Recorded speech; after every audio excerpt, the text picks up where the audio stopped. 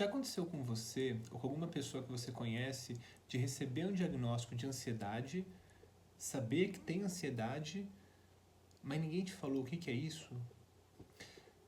É mais ou menos assim. Eu tenho ansiedade. Tá, mas o que é ansiedade? É um negócio que eu tenho.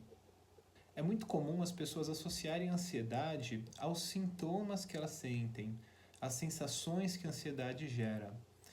Então, por exemplo, taquicardia, aquele sensação de coração acelerado, né? Algumas pessoas chamam de aquela bateção no peito, né?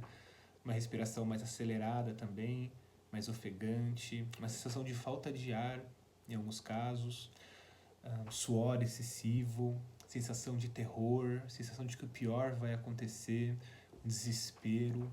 Tudo isso são sensações que a ansiedade causa.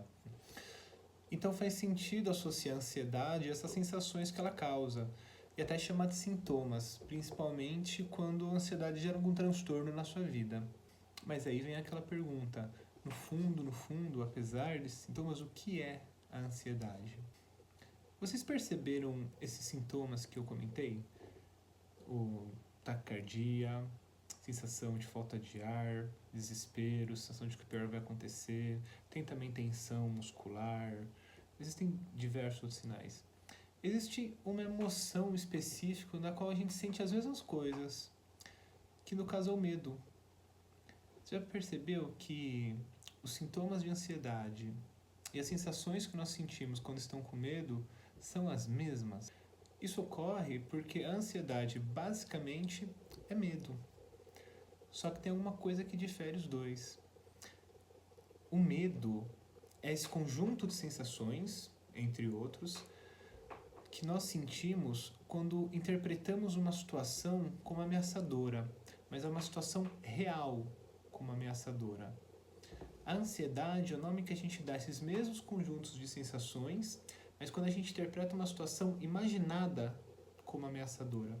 A grande diferença entre o medo e a ansiedade é que o medo é uma resposta a uma ameaça real e a ansiedade é uma resposta a uma ameaça imaginada.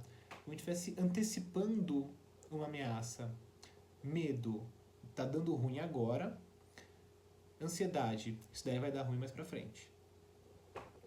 Vou dar um exemplo para ficar mais claro. Imagina a seguinte situação.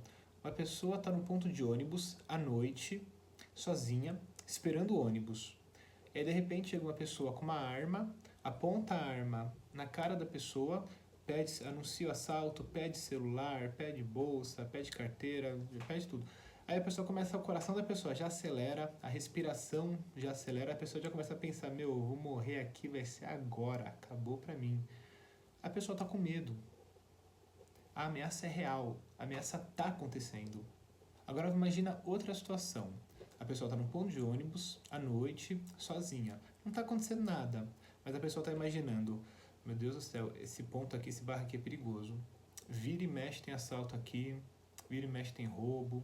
Fiquei sabendo que roubaram o filho da fulana aqui outro dia, nesse mesmo horário aqui, esperando esse mesmo ônibus, esse ônibus não chega. Ai meu Deus, e o coração da pessoa acelera, a respiração da pessoa acelera, a pessoa fica tensa, a pessoa já começa a pensar que vai ser roubada. A pessoa não está sendo roubada, a pessoa não está sendo assaltada, não está acontecendo. Mas ela está antecipando, ela está imaginando essa ameaça. E aí começa a sentir todas essas sensações. Isso é o que a gente chama de ansiedade. A pessoa está errada em ficar ansiosa nessa situação? Não, né? Acho que nesse momento, se o bairro é perigoso, se o local é perigoso, tem histórico de assalto, a pessoa está sozinha ali de noite, o ônibus não chega, a sensação mais esperada, o sentimento mais esperado para a pessoa sentir é ansiedade. Eu ficaria ansioso, ficaria bastante ansioso. A ansiedade, ela é um alerta. Se a ansiedade existe, se a gente sente ansiedade, é porque tem uma função, né? Nem sempre é ideal a ameaça acontecer de fato para a gente começar a ficar alerta. Às vezes é bom a gente ficar alerta um pouco antes. O problema da ansiedade é quando ela é muito exagerada, quando essas sensações elas são muito maiores do que a situação, do que a situação exige. Ou essas sensações físicas e psicológicas da ansiedade ocorrem com uma frequência também que não justifica. Ou a pessoa sente muito, ou a pessoa sente por muito tempo. Então, quando a ansiedade ela é muito exagerada, ela gera um transtorno para a vida da pessoa, aí a gente pode dizer que a pessoa tem um transtorno de ansiedade. Então, nesse caso, que a ansiedade ela é muito mais intensa do que deveria, ou acontece com muito mais frequência do que precisa, e a pessoa sente isso por muito tempo, por meses, anos, aí é importante a pessoa procurar um tratamento psicológico para entender os gatilhos da ansiedade, tratamento talvez psiquiátrico também, para poder dar uma baixada na intensidade desses sintomas, tratamento combinado de psicoterapia com medicamento psiquiátrico por um período de tempo pode ser bastante eficiente também. Mas é importante saber o que é ansiedade, saber o que você está sentindo, saber que a ansiedade é um sentimento normal, comum do ser humano. E ela só é um transtorno quando está te gerando mais problemas do que solução. Você sente que está tendo dificuldade de lidar com a ansiedade, que ela está te gerando muito transtorno na sua vida, a psicologia pode te ajudar. Entre em contato, vamos conversar.